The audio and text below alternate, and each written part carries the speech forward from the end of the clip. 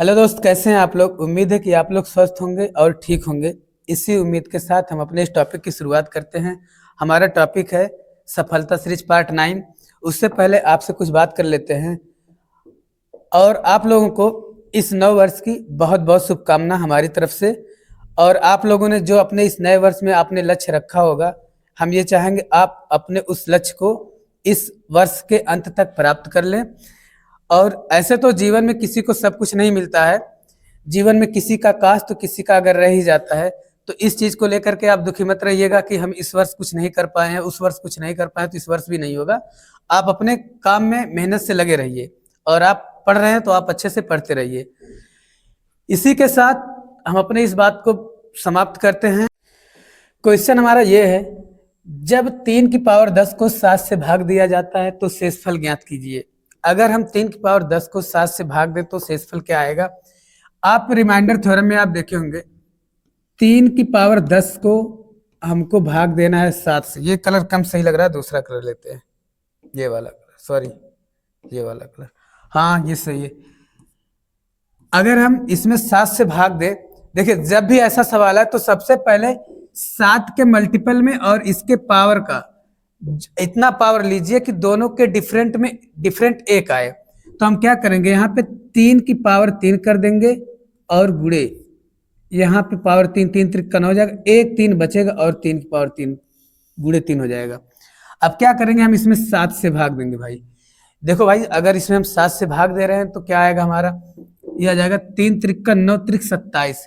27 में अगर आप 7 से भाग दोगे तो आएगा -1, और -1 की पावर क्या हो जाएगा, ये 3, और गुड़े में क्या है 3, भागे क्या है 7। तो यहाँ पे आ जाएगा हमारा -3।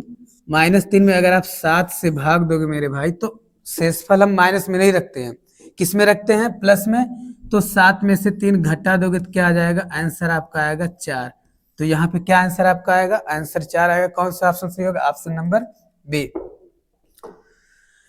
अगले क्वेश्चन पर आते हैं। अगला क्वेश्चन क्या हमारा, यदि 10 संख्याओं का समांतर माध्य 35 है, प्रत्येक में 2 जोड़ दिया जाए तो संख्याओं की नई श्रेणी का माध्य क्या होगा।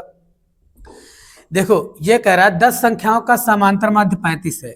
एक चीज आप ध्यान देना, 10 संख्याओं का समांतर माध्य 35 है।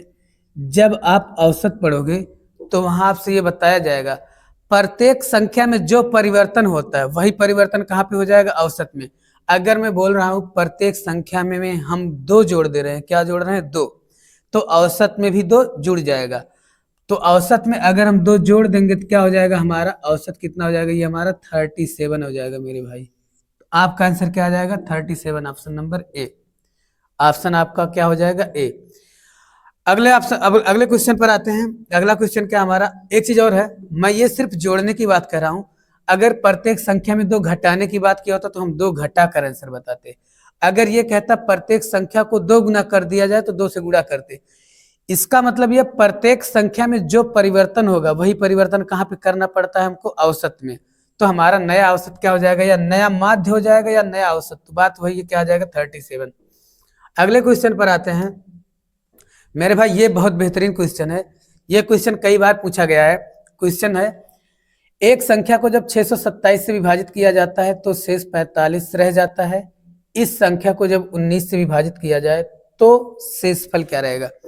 देखो भाई, इस टाइप के सवाल को लगाने का जो तरीका होता है, आप डिटेल तो नहीं, आप यहाँ शार्ट में देखो, आप कह रहा है कि अगर हम 627 में 27, जब एक संख्या को 627 से भाग दिया जाता है तो शेषफल कितना बच रहा है, 45 बच रहा है।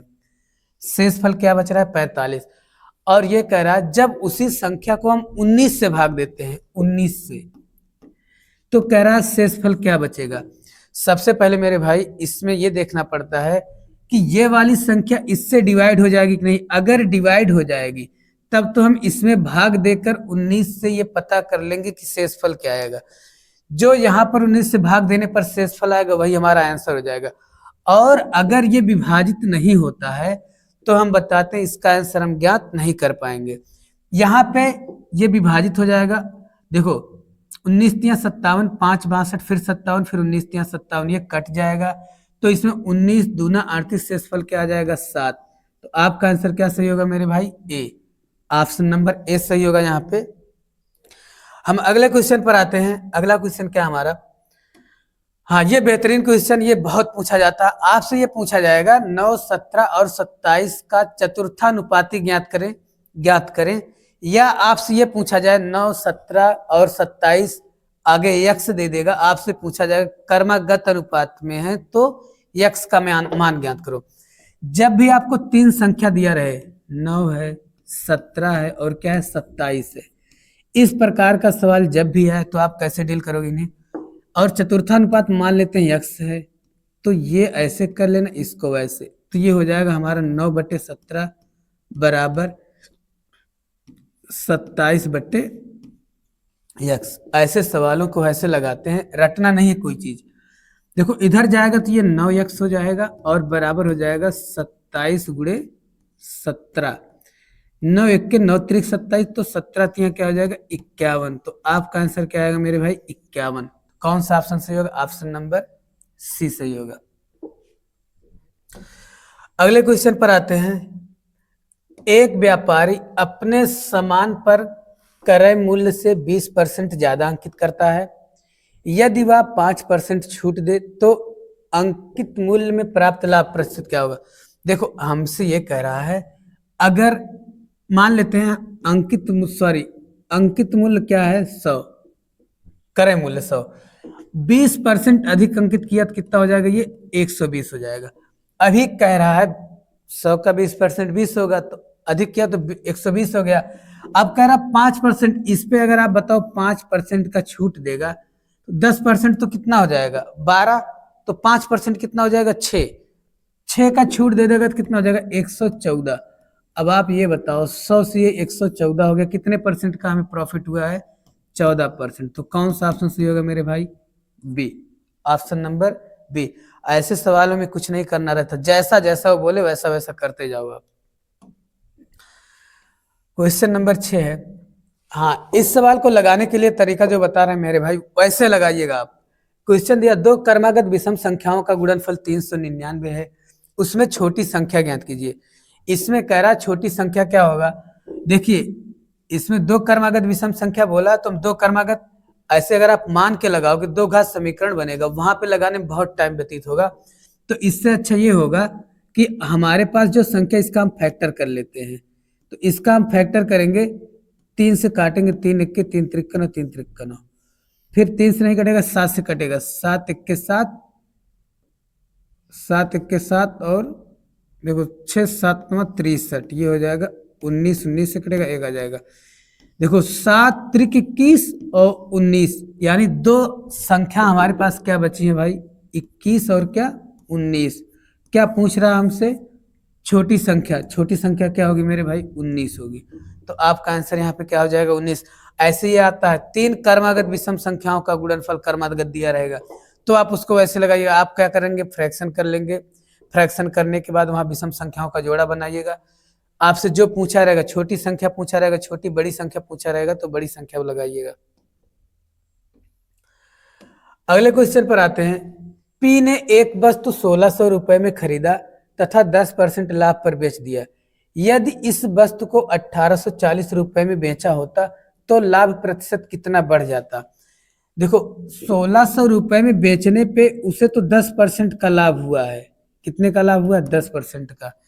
मेरे भाई आपसे ये पूछ रहा है कि अगर इसी को हम 1840 रुपए में बेच देते तो हमारा लाभ प्रतिशत क्या होता। यानी 1600 के वस्तु को 1840 में बेच रहा था, यानी कितना ज्यादा 240 रुपए। 240 का अगर इस पे 1600 पे लाभ हो तो देखो कितने का हो जाएगा, 8 से कैंसिल आउट करो, 8 3 24 और 8 दूनी 16, यानी 20 हो जाएगा। आप बताओगे 8 3 24 और 8 दूनी 16 और इस 100 से गुणा कर दोगे तो ये क्या हो जाएगा हमारा 20 यानी 15%। लाभ परसेंट बढ़ के 15 हो जाएगा। पहले 10 था 15% हो गया, मतलब कितने परसेंट की वृद्धि होगी 5%। तो यहाँ पे ऑप्शन क्या सही होगा मेरे भाई डी, ऑप्शन नंबर डी जो है 5% वही सही होगा। अगले क्वेश्चन पर आते हैं। हाँ ये सबसे बेहतरीन क्वेश्चन है, ये बहुत बार पूछा जाता है एग्जाम में।